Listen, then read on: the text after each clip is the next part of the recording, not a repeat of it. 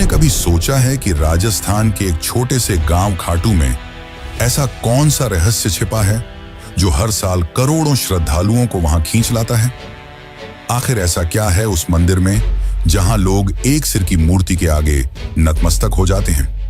क्या आपने कभी सुना है कि किसी व्यक्ति ने युद्ध में जाने से पहले अपना सिर दान कर दिया हो और वो सिर बिना शरीर के पूरी महाभारत का युद्ध देखता रहा, और यही सिर आज खाटू धाम में एक भगवान के रूप में पूजित है? यह कहानी कोई साधारण देवता की नहीं, यह कहानी है बारबरीक की, घटोत्कच के पुत्र की, एक ऐसे वीर की जिसे श्री कृष्ण ने स्वयं कलयुग का भगवान घोषित किया था। लेकिन सवाल यह है, क्यों? बर्बरीक ने ऐसा क्या किया कि कृष्ण को उनका सिर मांगना पड़ा? और क्या सच में खाटू श्याम वही बारबरीक हैं? हर साल फागुन महीने में करीब 1 करोड़ से ज्यादा श्रद्धालु खाटू श्याम के दरबार में हाजिरी लगाते हैं। कई लोग दावा करते हैं कि उनके यहाँ जाने भर से उनकी अधूरी मनोकामनाएं पूरी हो जाती हैं। किसी को नौकरी मिलती है, किसी को संतान सुख, तो कोई मृत्यु के मुंह से लौट आता है। क्या यह केवल संयोग है या खाटू श्याम जी में वाकई कोई अलौकिक शक्ति है? खाटू श्याम के मंदिर के भीतर एक अनोखा वातावरण रहता है। वहां की मूर्ति केवल एक शीश है, लेकिन उसमें इतनी ऊर्जा है कि लोग उसके सामने घंटों ध्यान में बैठे रहते हैं। कुछ लोग बताते हैं कि उन्होंने वहां दिव्य प्रकाश देखा, कुछ कहते हैं कि उनके शरीर में कंपन महसूस हुआ।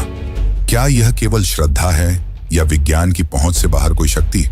और यह भी सोचिए, क्यों कहा जाता है कि जब कलयुग में अधर्म चरम सीमा पर पहुंच जाएगा, तब यही श्याम बाबा नील घोड़े पर सवार होकर युद्ध के मैदान में उतरेंगे? क्या यह केवल एक प्रतीकात्मक विश्वास है या किसी आने वाले महायुद्ध का संकेत?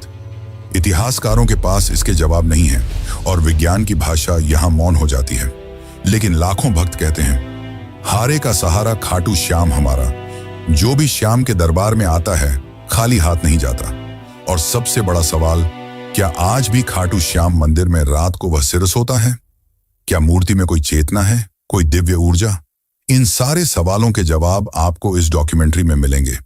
हम जाएंगे उस भूमि पर जहां कृष्ण ने बारबरीक की परीक्षा ली थी, उस इतिहास में जहां युद्ध से पहले एक सबसे बड़ा बलिदान हुआ था, और उस मंदिर तक जहां हर धड़कन श्याम नाम का जाप करती है।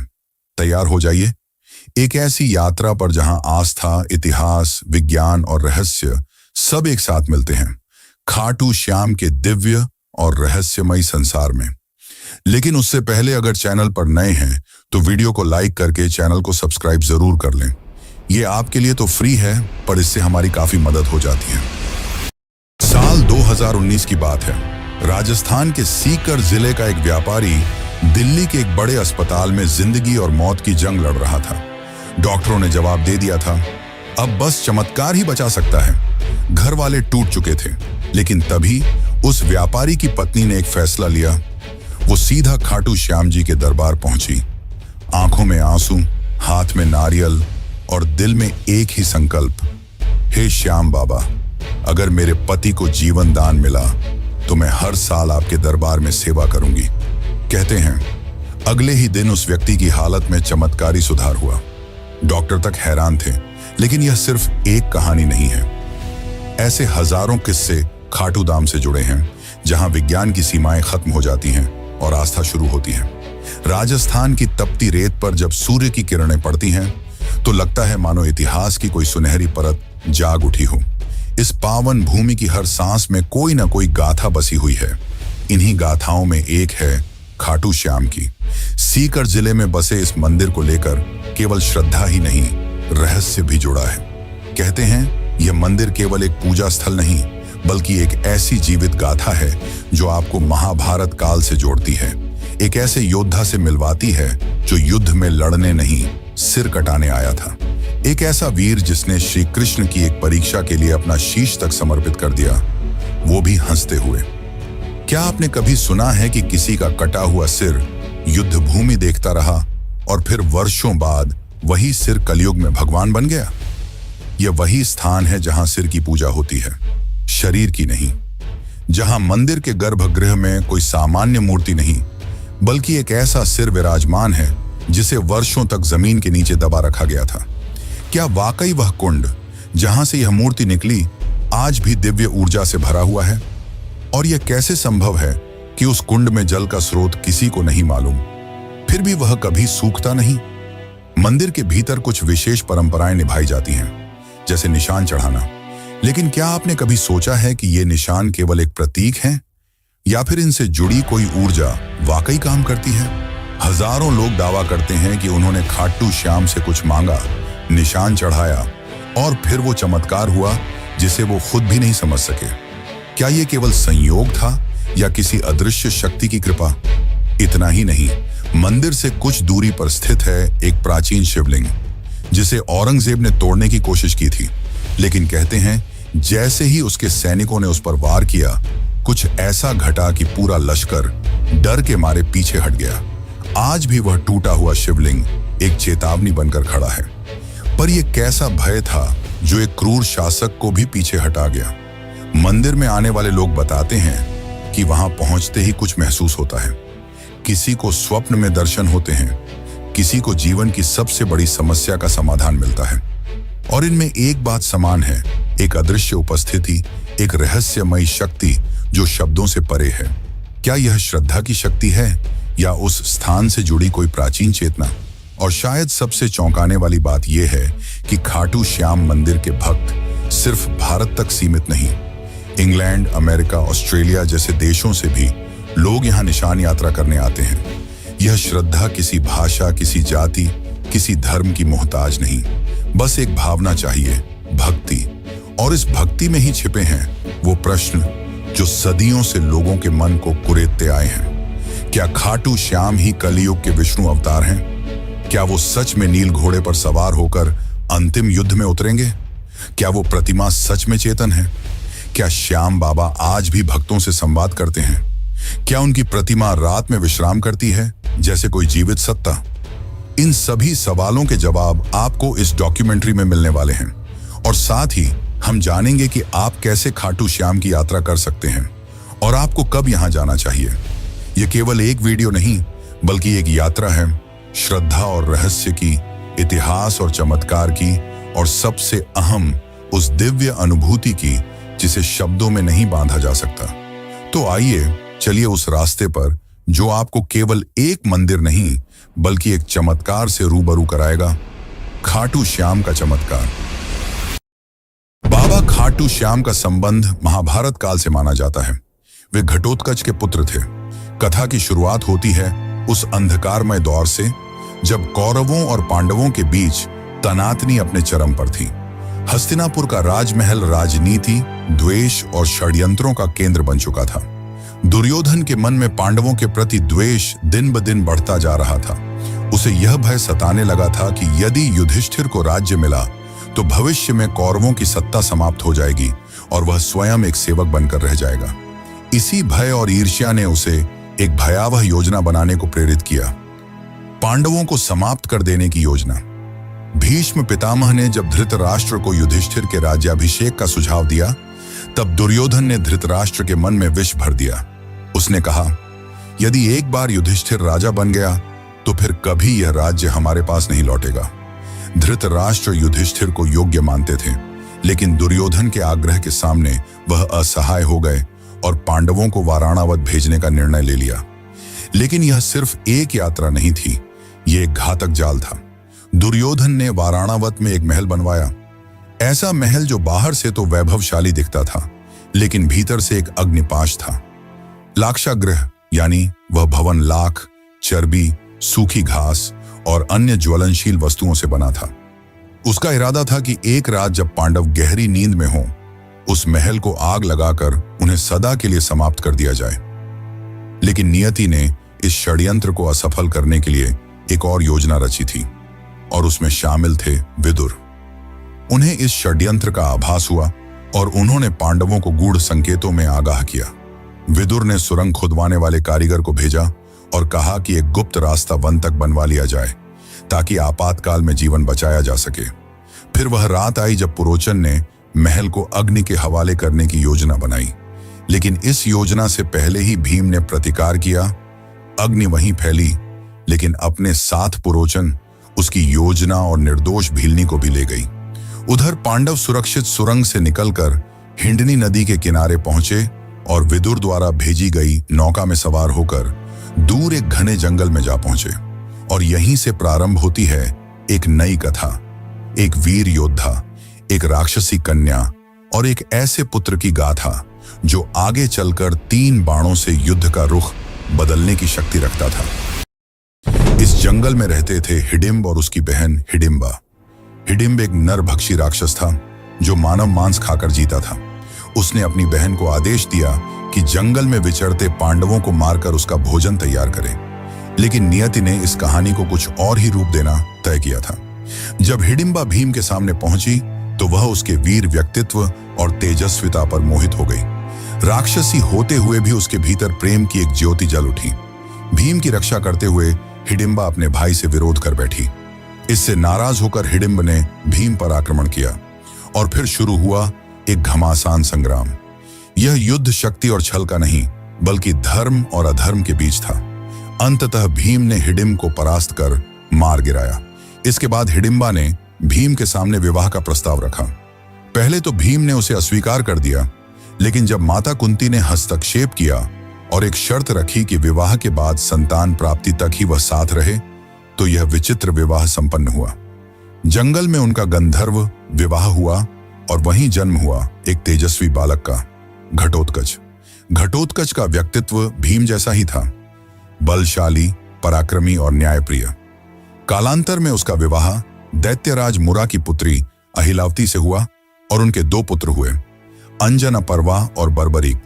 बर्बरीक यानी वह योद्धा जिसकी गाथा आगे चलकर काल के गर्व को चूर कर देगी।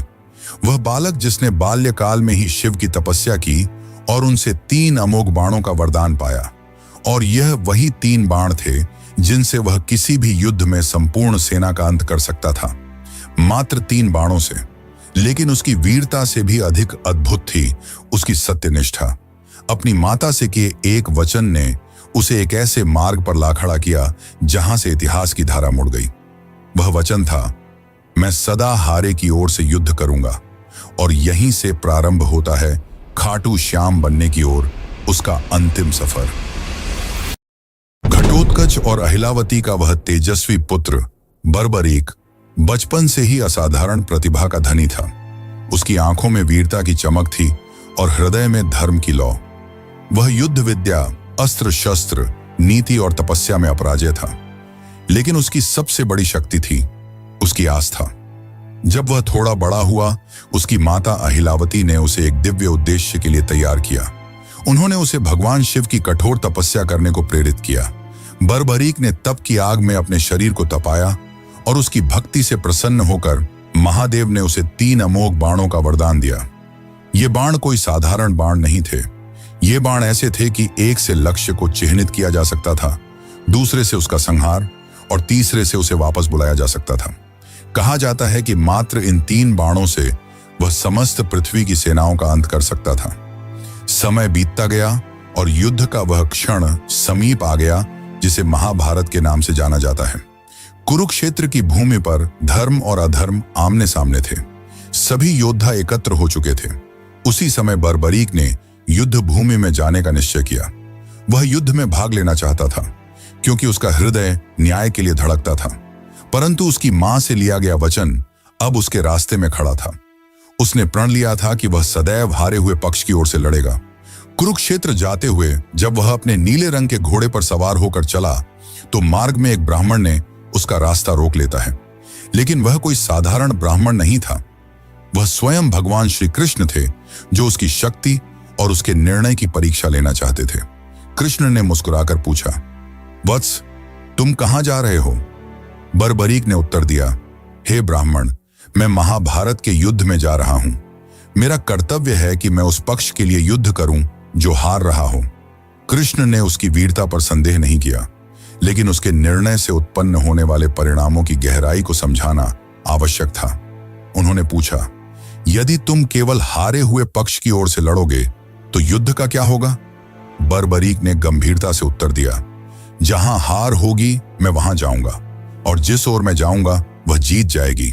यह सुनकर श्री कृष्ण का हृदय कांप उठा। उन्हें स्पष्ट हो गया कि यदि बर्बरीक युद्ध भूमि में उतर गया तो युद्ध का संतुलन टूट जाएगा। धर्म और अधर्म की रेखाएं धुंधली हो जाएंगी। पांडवों की विजय असंभव हो सकती थी। तभी उन्होंने बर्बरीक की परीक्षा ली। उन्होंने एक वृक्ष की ओर इशारा करते हुए कहा, अगर तुम इतने पराक्रमी हो तो इन पत्तों को एक बाण से भेद कर दिखाओ। बर्बरीक ने ध्यान लगाकर अपना पहला बाण चलाया और वह बाण वृक्ष के हर पत्ते को छेदने निकल पड़ा। लेकिन एक पत्ता बच गया जो श्री कृष्ण ने अपने चरणों तले छुपा लिया था। बाण हवा में घूम रहा था, खोज रहा था और अंत में श्री कृष्ण के चरणों के पास रुक गया। तब बर्बरीक ने बड़े विनम्र भाव से कहा, हे ब्राह्मण, कृपया अपना चरण हटा लें, वरना यह बाण आपको घायल कर देगा। श्री कृष्ण मुस्कुराए। उन्हें उस क्षण वह विराट पुरुष दिखाई दिया जिसमें वीरता और विनम्रता दोनों का अद्भुत मेल था। अब समय था अंतिम परीक्षा का। कृष्ण बोले, हे वीर, क्या तुम मुझे एक दान दे सकते हो? बर्बरीक ने बिना झिझक कहा, हे ब्राह्मण, जो भी मांगेंगे मैं अर्पित करूंगा। तब श्री कृष्ण ने कहा, मैं तुमसे तुम्हारा शीश मांगता हूं। क्षण भर को सन्नाटा छा गया, लेकिन न तो बर्बरीक भयभीत हुआ न विचलित। उसने बस एक आग्रह किया, हे ब्राह्मण, आप अपने असली रूप में प्रकट हों, क्योंकि ऐसा दान कोई सामान्य व्यक्ति नहीं मांग सकता। तभी श्री कृष्ण ने अपना विराट स्वरूप प्रकट किया। चतुर्भुज, पीतांबरधारी, सुदर्शनधारी, चंद्रवदन श्रीहरि के रूप में। बर्बरीक ने हाथ जोड़ ली। उसे अब स्पष्ट हो गया कि यह कोई साधारण युद्ध नहीं, बल्कि धर्म और अधर्म की अंतिम परीक्षा है। तब श्री कृष्ण ने कहा, हे वीर, तुम्हारा बल, तुम्हारा त्याग और तुम्हारी भक्ति इस युग को दिशा देंगे। मैं चाहता हूं कि तुम युद्ध भूमि में दर्शक बनो। मैं तुम्हारे शीश को अमृत से स्नान कराऊंगा। तुम पूरे युद्ध को देखोगे और न्याय के आधार पर निर्णय दोगे। और सुनो, कलयुग में जब धर्म क्षीण होगा, तब लोग तुम्हें हारे का सहारा कहकर याद करेंगे। वे तुम्हारे सिर की पूजा करेंगे, क्योंकि उसमें मेरा अंश रहेगा। तुम्हारा नाम होगा श्याम और तुम मेरे ही रूप में पूजे जाओगे। श्री कृष्ण ने अपने हाथों से उसका शीश लिया और उसे युद्ध भूमि की एक ऊंची पहाड़ी पर स्थापित किया, जहां से उसने महाभारत का संपूर्ण युद्ध देखा, न्याय की दृष्टि से, बिना किसी पक्षपात के। और इस प्रकार जन्म हुआ खाटू श्याम का।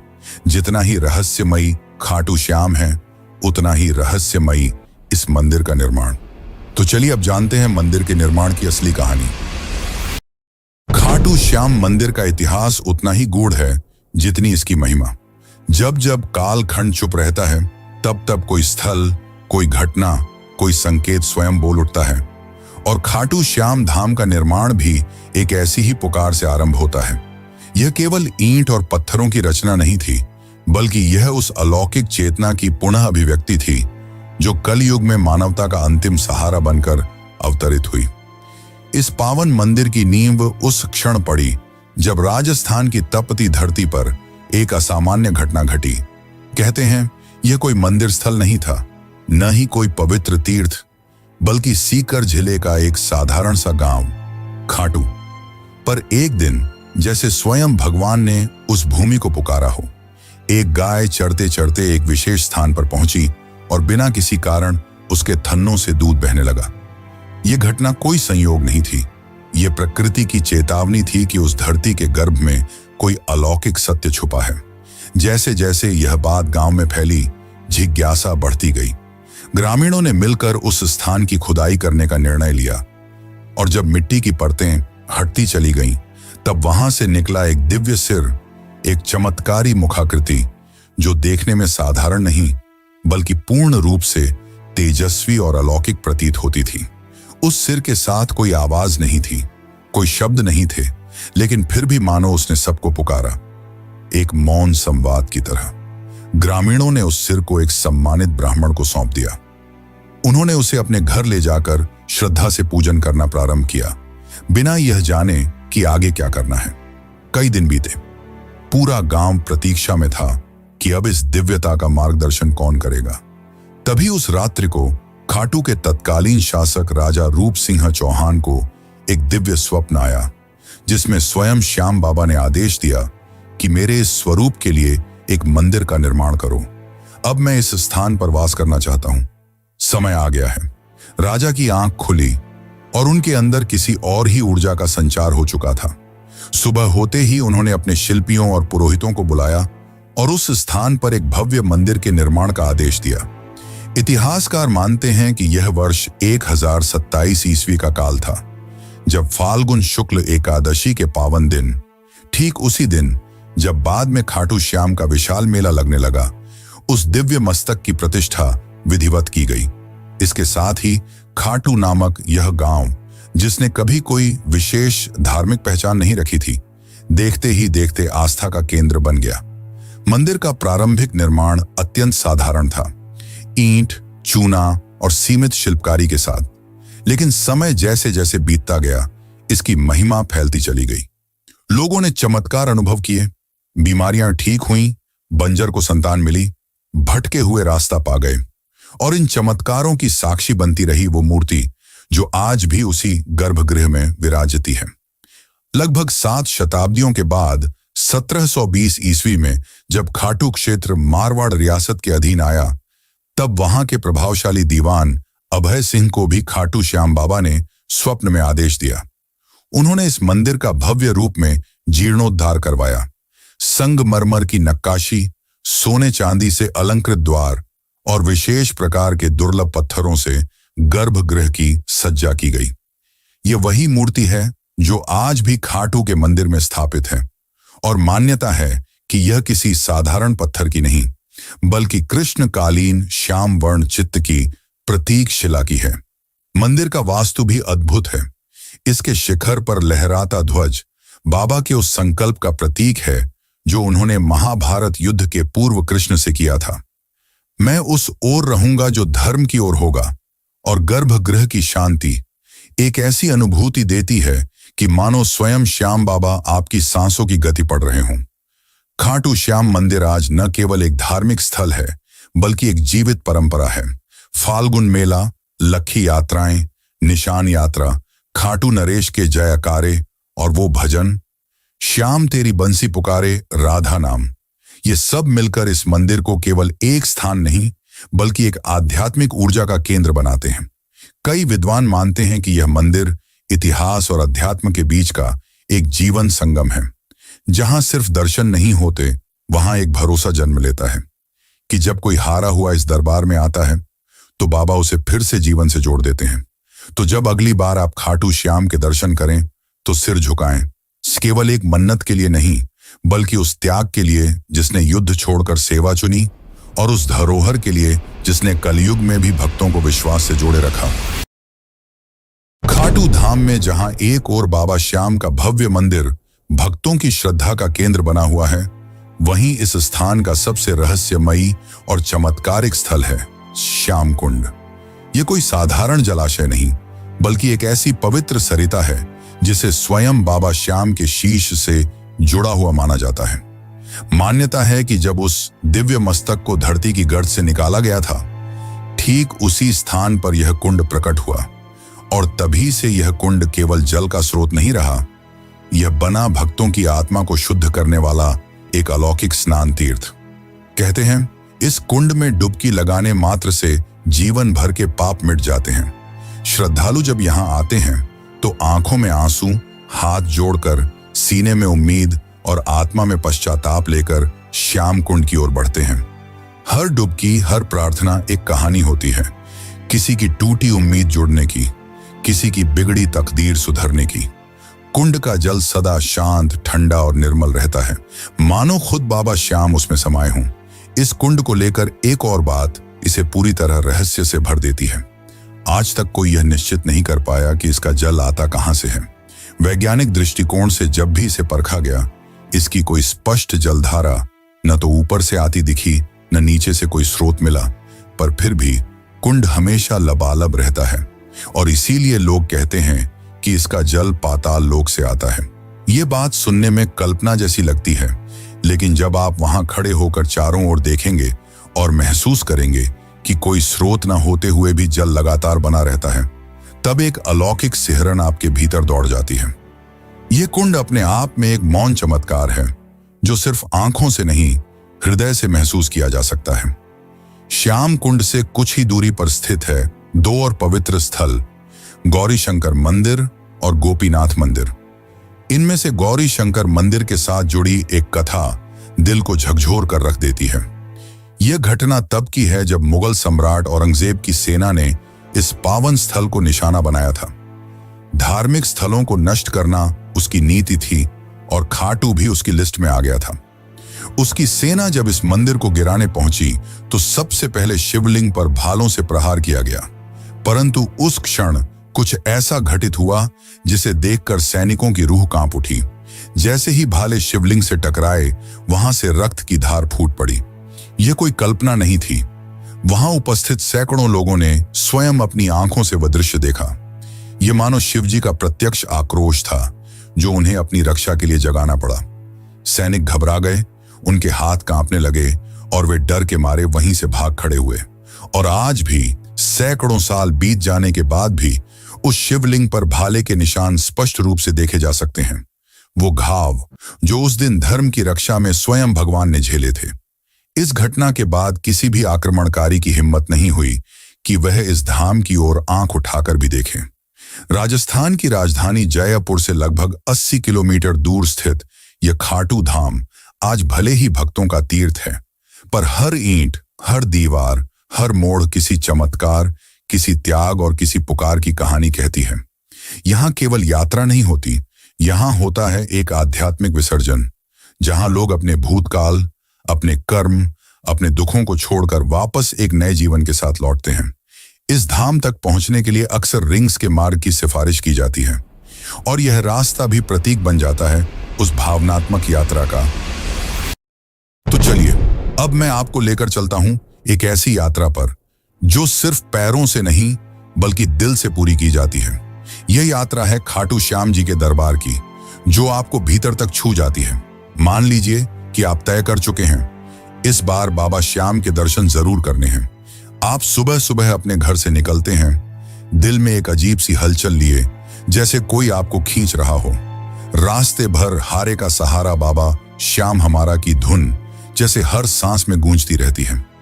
आप जयपुर, दिल्ली, चंडीगढ़ या देश के किसी भी कोने से यात्रा शुरू करें, ज्यादातर लोग खाटू श्याम पहुंचने के लिए रींग स्टेशन का रुख करते हैं। यह स्टेशन खाटू धाम से लगभग 17 से 18 किलोमीटर की दूरी पर स्थित है। जैसे ही ट्रेन स्टेशन पर रुकती है, आप देखेंगे कि सैकड़ों लोग पहले से बाबा की जयकारों के साथ तैयार खड़े हैं। स्टेशन से बाहर निकलते ही आपको हर तरफ श्याम भक्त नजर आएंगे। कोई दंडी यात्रा कर रहा है, कोई निशान लेकर चल रहा है, कोई नंगे पांव, कोई माथे पर गुलाल लगाए, आंखों में आस्था लिए बाबा की ओर बढ़ता चला जा रहा है। अगर आप पैदल यात्रा करना चाहते हैं तो रींग से खाटू श्याम तक की ये लगभग 17 किलोमीटर की यात्रा आपके लिए एक तपस्या जैसी बन जाती है। रास्ते में भक्त भजन गाते हुए चलते हैं, श्याम तेरे भक्त दीवाने जैसे गीत हवा में गूंजते हैं। जगह जगह पर लंगर लगे होते हैं, जहां स्थानीय लोग और स्वयंसेवी संस्थाएं श्रद्धा से भोजन, पानी और विश्राम की व्यवस्था करते हैं। कोई आपको कंधा पकड़कर आगे बढ़ाता है, कोई पंखा झलता है और कोई आपके पैर दबा देता है। ये वो यात्रा है जहां अजनबी भी अपने से लगते हैं। अगर आप पैदल नहीं चल सकते या समय कम है तो ऑटो, टैक्सी, बसें भी आसानी से उपलब्ध हैं, जो आपको सीधे मंदिर के निकट ले जाती हैं। लेकिन जो मजा उस पैदल यात्रा में है वो शब्दों में नहीं बताया जा सकता। वो तो खुद चलकर ही महसूस किया जा सकता है। जैसे जैसे आप मंदिर के निकट पहुंचते हैं, हवा की खुशबू बदलने लगती है। गुलाल, चंदन, अगरबत्ती, फूलों की मिलीजुली महक मन को शांति देती है। मंदिर के बाहर आपको बड़ी संख्या में दुकानें मिलेंगी, जहां से आप प्रसाद, चुनरी, निशान, माला और बाबा के वस्त्र ले सकते हैं। कुछ श्रद्धालु यहां से बाबा के लिए विशेष भेंट लेकर जाते हैं। कतार में लगने से पहले आप अपने पैरों को श्याम कुंड के शीतल जल में धो सकते हैं। मान्यता है कि यहां स्नान करने से आत्मा तक शुद्ध हो जाती है। फिर आती है वो घड़ी जिसका इंतजार आपने न जाने कितने दिनों से किया होता है, दर्शन की घड़ी। कतारें लंबी हो सकती हैं, लेकिन बाबा का दरबार ऐसा है कि कोई थकता नहीं। मंदिर परिसर में भजन मंडली लगातार श्याम राग गा रही होती है। जैसे ही आप गर्भगृह में प्रवेश करते हैं और सामने बाबा श्याम की मूर्ति दिखती है, वो नीली श्याम रंग की आंखें, मोर पंख, श्रृंगार से सजे स्वरूप को देखकर ऐसा लगता है जैसे बाबा अभी बोल पड़ेंगे। उस पल में समय जैसे रुक जाता है, सांसें थम जाती हैं और आंखें नम हो जाती हैं। दर्शन के बाद आप वहीं मंदिर परिसर में बैठकर कुछ देर आंखें बंद कर लें तो लगेगा जैसे जीवन में जो उलझनें थीं वो हल हो गईं। बाबा की कृपा सिर पर महसूस होने लगती है। मंदिर के पास ही आपको भव्य हवन कुंड मिलेगा, जहां श्रद्धालु अपनी मनोकामनाओं की पूर्ति के लिए आहुति देते हैं। मंदिर के बाहर आपको प्याऊ, प्रसाद वितरण केंद्र और आराम के लिए साधु संतों की छांव में बैठने का भी अवसर मिलेगा। अब जब आप वापसी के लिए कदम बढ़ाते हैं तो मन भारी हो जाता है। लगता है काश थोड़ी देर और रुक सकते, पर बाबा का आशीर्वाद लेकर लौटना ही होता है। साथ में लेकर जाते हैं उस यात्रा की स्मृतियां, वो चांटिंग की गूंज, वो प्रसाद की मिठास, वो कुंड की ठंडक और बाबा के दर्शन की गर्माहट। ये यात्रा कोई सामान्य तीर्थ यात्रा नहीं, ये एक भावनात्मक पुनर्जन्म है। यहां आप कुछ छोड़कर नहीं जाते, आप कुछ लेकर नहीं जाते, आप खुद बदल कर लौटते हैं। और जब कोई आपसे पूछता है कि कैसा रहा खाटू श्याम जी का सफर, तो आप मुस्कुराकर कहते हैं, बाबा ने बुलाया था और सब कुछ बदल गया। तो दोस्तों, अगर आपको ये खाटू श्याम जी की रहस्यमयी और भावनाओं से भरी यात्रा पसंद आई हो, तो इस वीडियो को एक प्यारा सा लाइक जरूर दीजिए और कमेंट में जय श्री श्याम लिखकर अपने भाव प्रकट कीजिए। ऐसे ही अद्भुत और दिल छू लेने वाले आध्यात्मिक रहस्यों से जुड़ी कहानियां पाने के लिए सब्सक्राइब जरूर करें और बेल आइकॉन दबा दें, ताकि अगली वीडियो की घंटी सबसे पहले आपके पास बजे। और क्या आपको पता है दुनिया के सबसे अमीर मंदिर के चौंकाने वाले रहस्यों के बारे में, जहां चुपचाप छिपा है एक ऐसा रहस्य जो सुनकर आप भी चौंक जाएंगे। तिरुपति बालाजी मंदिर के चौंकाने वाले रहस्य, बस यहां पर क्लिक कीजिए और अगली यात्रा शुरू कीजिए।